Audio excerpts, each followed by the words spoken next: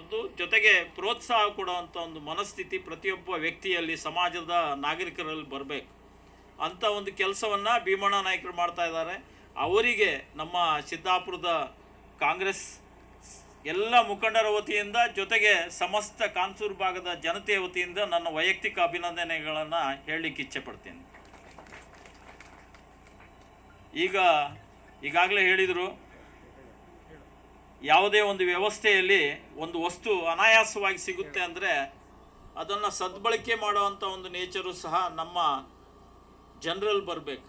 ಈಗ ವಿದ್ಯುತ್ ಅನ್ನೋದು ಕಾಲದ ಮುಖ್ಯಮಂತ್ರಿಗಳು ಸಿದ್ದರಾಮಯ್ಯನವರು ಹಾಗೂ ಉಪಮುಖ್ಯಮಂತ್ರಿಗಳಾದಂಥ ಡಿ.ಕೆ. ಶಿವಕುಮಾರ್ ಅವರು ಅಧಿಕಾರಕ್ಕೆ ಬಂದ ಕೆಲವೇ ಕ್ಷಣದಲ್ಲಿ ಪಂಚ ಗ್ಯಾರಂಟಿ ಯೋಜನೆಯನ್ನು ಅನುಷ್ಠಾನಕ್ಕೆ ತಂದರು. ಅದು ಕಾರಣ ಏನು ಅಂದರೆ, ನಮ್ಮ ಅಭಿವೃದ್ಧಿಶೀಲವಾದಂಥ ಕರ್ನಾಟಕ ರಾಜ್ಯದಲ್ಲಿ ಜನತೆಗೆ ಮಾನಸಿಕ ನೆಮ್ಮದಿ ಜೊತೆಗೆ ಆರ್ಥಿಕ ಪ್ರೌಢಿಮೆಯನ್ನು ಕೊಡೋ ಒಂದು ನಿಟ್ಟಿನಲ್ಲಿ ಆ ಕೆಲಸವನ್ನು ಹಾಕಿಕೊಂಡಿದ್ದಾರೆ.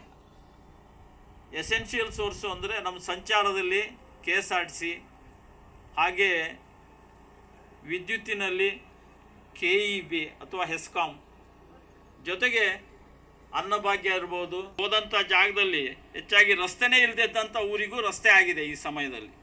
ಅದೇ ನಿಟ್ಟಿನಲ್ಲಿ ಕಳೆದ ಸುಮಾರು ಒಂದು 30 ಕಿಲೋಮೀಟರ್ ಏರಿಯಾದಲ್ಲಿ ಇಲ್ಲೊಂದು ಗ್ರಿಡ್ಡಿನ ಅವಶ್ಯಕತೆ ಇತ್ತು. ಅದನ್ನು ಮನಗಂಡು ಅದರ ಸ್ಥಾಪನೆಗೆ ಕಾರಣೀಭೂತರಾದವರು ಭೀಮಣ್ಣ ಅವರೇ. ಅದಕ್ಕೆ ಸಂಬಂಧಪಟ್ಟಂಥ ಇಲಾಖೆಗೆ ಫಾಲೋ ಅಪ್ ಮಾಡಿ 26 ಕೋಟಿಯಷ್ಟು ಹಣವನ್ನು ತಂದು ಈ ಭಾಗದಲ್ಲಿ ಉನ್ನತೀಕರಣಕ್ಕೆ ಸಾಕ್ಷಿಯಾಗಿದ್ದಾರೆ. ಅವರಿಗೆ ಮತ್ತೊಮ್ಮೆ ನಮ್ಮ ಎಲ್ಲರ ಪರವಾಗಿ ಅಭಿನಂದನೆಯನ್ನು ಹೇಳ್ತಾ, ಮುಂದಿನ ದಿವಸದಲ್ಲಿ ಇನ್ನೂ ಸಹ ಹೆಚ್ಚಿನ ಕಾರ್ಯಗಳು ನೆರವೇರಲಿ.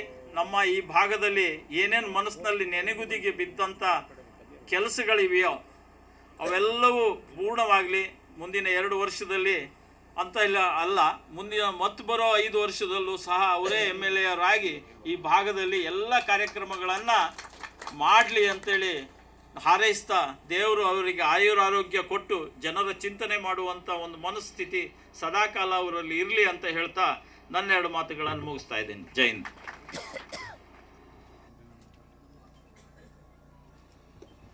ಈಗ ನಮ್ಮನ್ನು ಉದ್ದೇಶಿಸಿ ಮಾತಾಡಿದಂತಹ KG ನಾಗರಾಜ್ ಸರ್, ಗ್ಯಾರಂಟಿ ಯೋಜನೆಗಳ ಅನುಷ್ಠಾನ ಪ್ರಾಧಿಕಾರ ಇವರಿಗೆ ವಂದಿಸುತ್ತಾ, ಇಲ್ಲಿ ವಿದ್ಯುತ್ತಿನ ಕೊರತೆ ಎಷ್ಟಿತ್ತು, ಅದಕ್ಕೆ ಬೇಕಾದಂತಹ ಇದರ ಮಹತ್ವ ಎಷ್ಟು, ಅದರಲ್ಲಿಯೂ ವಿಶೇಷವಾಗಿ ಒಂದು ಮಳೆಗಾಲ ಬಂತು ಅಂದರೆ ನಮ್ಮ ಪವರ್ಮನ್ಗಳು ಸತ್ತು ಹುಟ್ಟಿದಂಥ ಅನುಭವ ಆಗುತ್ತೆ.